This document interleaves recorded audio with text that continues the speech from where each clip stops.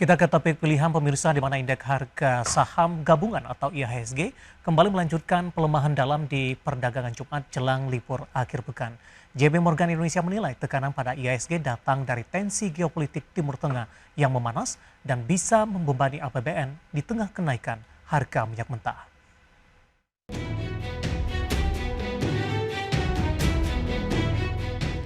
Indeks harga saham gabungan kembali melemah di akhir perdagangan sesi pertama Jumat jelang akhir pekan. IHSG turun 0,72% di level 6.918,2. Secara intraday, IHSG sempat melemah hingga 1,36% di level 6.873,72. Mayoritas sektor perdagangan terkoreksi kecuali sektor teknologi dan energi yang terapresiasi tipis. Sementara itu sektor properti, utilitas, dan barang baku menjadi pemberat utama kinerja IHSG. Catatan ini membuat IHSG dalam sepekan terakhir koreksi dalam 3,46% dan secara year to date melemah 2,28%. Pelemahan dalam IHSG dalam beberapa hari terakhir mendapatkan perhatian dari JP Morgan Indonesia. Executive Director Head of Indonesia Research and Strategy JP Morgan Indonesia, Henry Wibowo menjelaskan, tekanan pada IHSG datang dari tensi geopolitik Timur Tengah yang memanas. Hal ini menyebabkan kenaikan harga minyak dunia di Jumat siang pukul 1 waktu Indonesia Barat.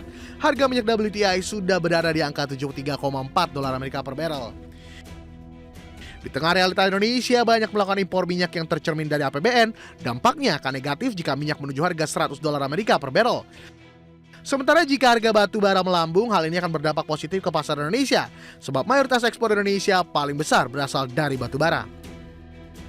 Meski demikian, JP Morgan Indonesia menilai dampak perang dagang terhadap Indonesia tak seburuk dari yang diekspektasikan dan menyampaikan masih terdapat peluang bagi penguatan pasar modal Indonesia yang salah satunya datang dari penurunan suku bunga.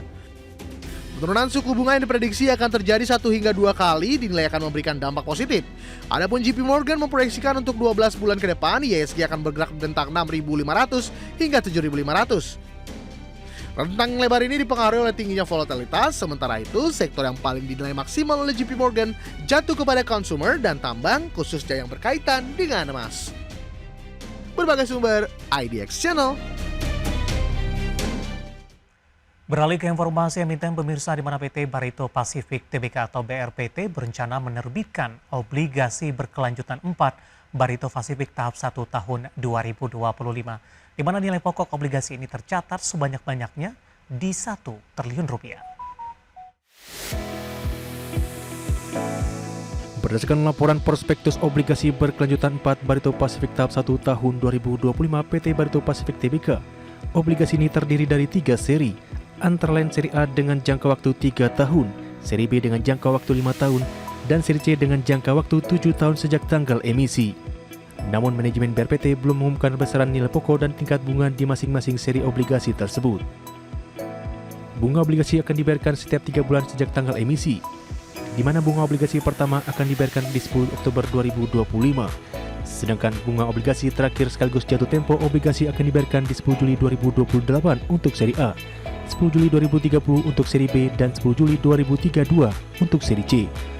Adapun pelunasan obligasi dilakukan secara penuh pada saat jatuh tempo. Manajemen BRPT menegaskan seluruh dana yang diperoleh dari hasil penawaran umum obligasi ini setelah dikurangi biaya emisi akan digunakan seluruhnya oleh perusahaan untuk pembayaran pinjaman.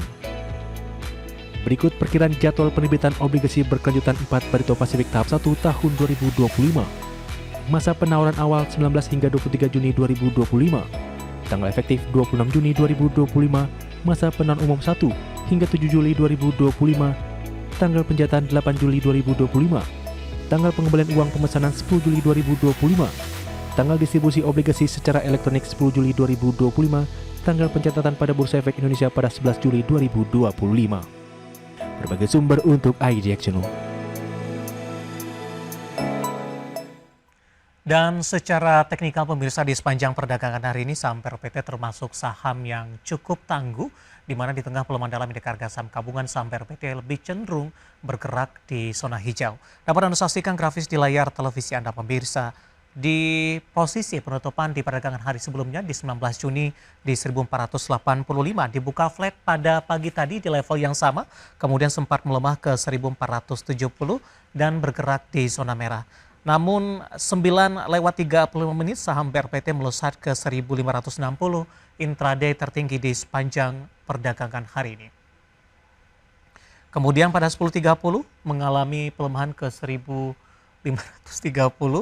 Kemudian pada pukul 14 penguatan lebih ke arah terbatas di 1.520 pemirsa. Kita beralih ke grafis selanjutnya, pergerakan saham BRPT dalam beberapa bulan terakhir.